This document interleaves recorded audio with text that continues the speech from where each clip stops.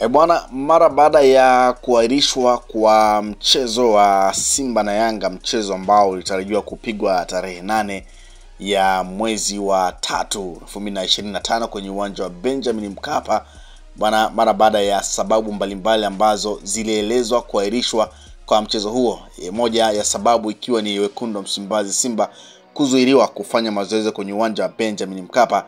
Bwana, tumeshuhudia maoni mbalimbali ya wadau wa soka, wachambuzi pamoja na mashabiki juu ya kile ambacho kilitokea.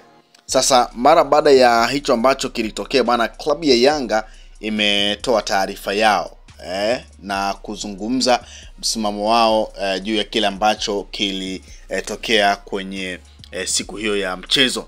Sasa nikupitisha kwenye kile ambacho Yanga wamekiandika ama wametoa taarifa kuhusiana na tukio hilo. Wana taarifa inasema: taarifa kwa umma, Machi 9, 2025, kamati ya utendaji ya Yanga chini ya Rais Mhandisi Hersi Said imefanya kikao cha dharura leo tarehe 9 Machi 2025 kwa njia ya mtandao kujadiliana na kukubaliana mambo yafuatayo. Kwanza, uongozi wa Yanga unatoa pole kwa wanachama, mashabiki, wapenzi na wadau wa mchezo wa mpira wa miguu waliosafiri kutoka sehemu mbalimbali duniani na kushindwa kushuhudia mechi yetu dhidi ya klabu ya Simba iliyokuwa ifanyike jana tarehe 8 Machi 2025 katika uwanja wa Benjamin Mkapa. Klabu ya Yanga ilifanya maandalizi yote ya mchezo kama ilivyoelekezwa kwenye kanuni, ikiwemo kushiriki kwenye kikao cha maandalizi ya mechi MCM kilichofanyika tarehe 7 Machi 2025 saa 8 mchana kwenye hoteli ya Space jijini Dar es Salaam.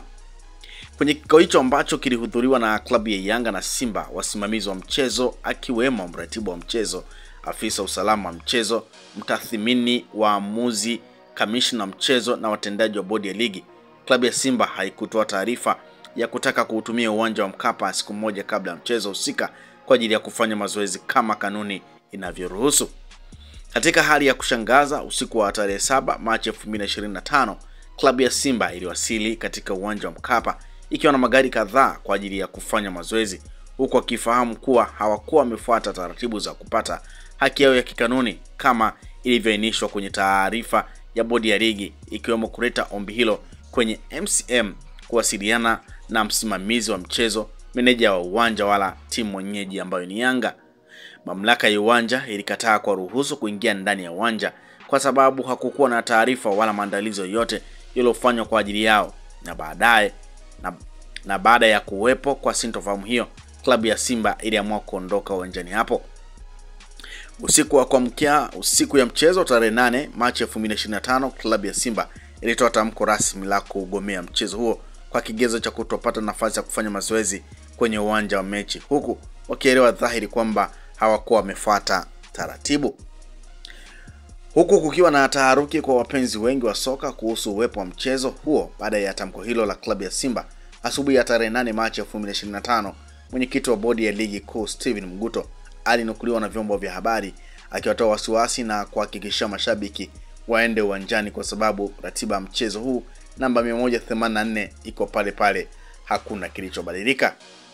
Lakini licha ya tamko hilo la mwenyekiti wa bodi ya ligi, mchana wa siku hiyo hiyo tarehe 8 Machi 2025, kamati ya uendeshaji wa ligi kuu ambayo mwenyekiti wake ni Steven Mguto ilitoa taarifa ya kuahirisha mechi namba 184 kinyume na taratibu na kanuni zinazoendesha ligi kuu.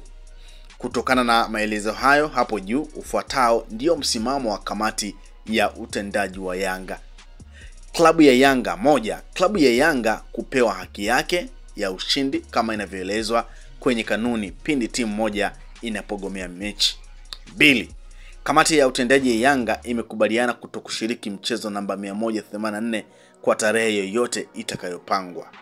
3, kutokana na mfululizo wa uvunjifu na kushindwa kusimamia kanuni za ligi kuu, klabu ya Yanga imekosa imani na kamati ya uendeshaji ya ligi kuu chini ya mwenyekiti wake Steven Mguto na katibu wa kamati hiyo Almas Kasongo. Hivyo tunaliomba shirikisho la mpira wa miguu TFF kuivunja kamati hiyo na kuteua viongozi wengine waadilifu na wenye nia njema kwa maslahi mapana ya mpira wetu. Mwisho lakini sio kwa muhimu, tunaomba wanachama, wapenzi na washabiki wa Yanga kote duniani kuendelea kuwa watulivu wakati uongozi ukiendelea na taratibu za kuhakikisha kuwa sheria na taratibu za uendeshaji wa mpira wa miguu na harakati za kudai haki yetu zikiendelea. Imetolewa na kamati ya utendaji Yanga Africa Sports Club tarehe 9 mwezi wa 3 2025.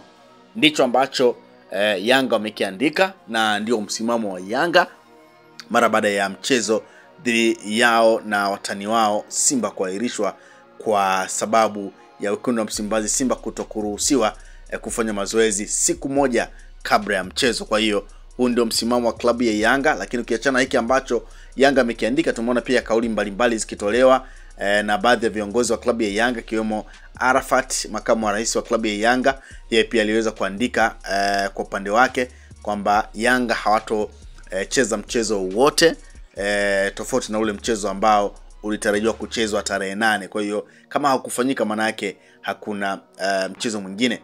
Lakini pia Alex Ngai, mjumbe kamati tendaji ya klabu ya Yanga, yeye pia aliweza kuzungumza kwa upande wake kwamba msimamo wa Yanga ni ule ule, kwamba hawatocheza mchezo wote tofauti na ule ambao ulikuwa umepangwa tarehe 8. Kwa hiyo unaweza kuona kwamba Yanga wamesimamia kile ambacho baadhi ya viongozi walitangulia kukizungumza kwamba hawatocheza, lakini unaweza kuona msimamo wao kwamba wanadai kupewa alama 3 kutokana na kanuni zinavyoeleza kwamba timu inapogomea mchezo basi timu ambayo imepeleka kikosi uwanjani inatakiwa kupewa alama 3, na tuliona kile ambacho Yanga walikifanya.